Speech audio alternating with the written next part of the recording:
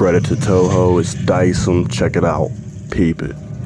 Without further ado, after all the hype, let's get into Godzilla -1, the spoiler-free review, with a few small details that could be considered minor spoilers.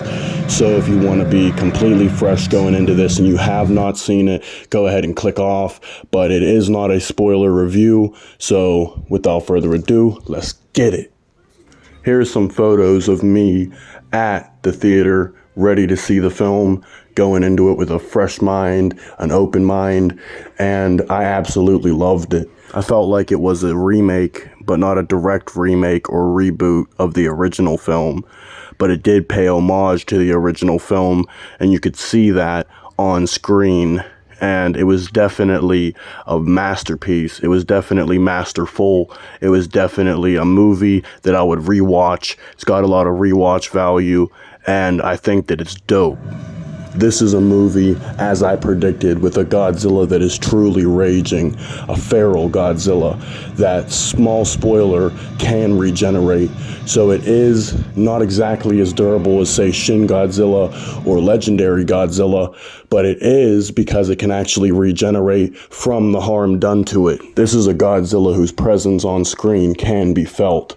And in the theater, this was an awesome watch. This was a movie that was a true experience. It was a journey.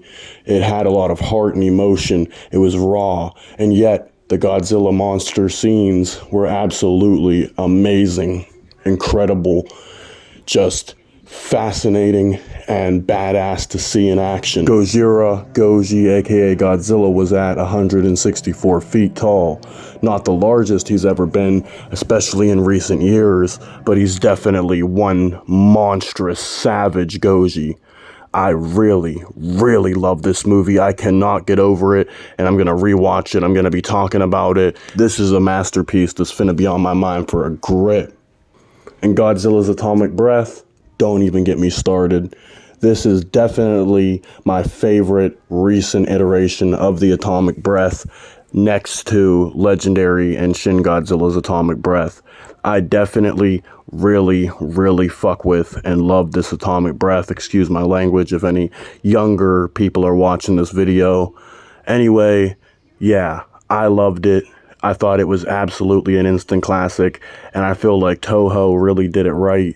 And I feel like it was different enough from Shin Godzilla that it didn't feel like it was rehashing anything, really. It felt like a unique and original film, and I love that. Now, we've witnessed the devastating effects of the atomic breath.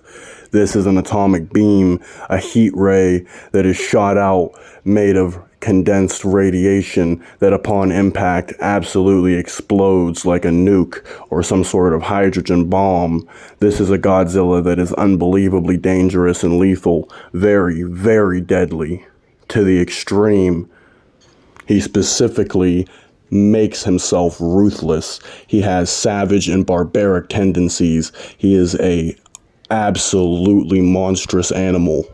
This is a truly terrifying Gojira with an immense amount of destructive capability, destructive potential. Post-World War II Japanese weapons could, in fact, harm and injure -1 Gojira, but he can regenerate, making him practically immortal.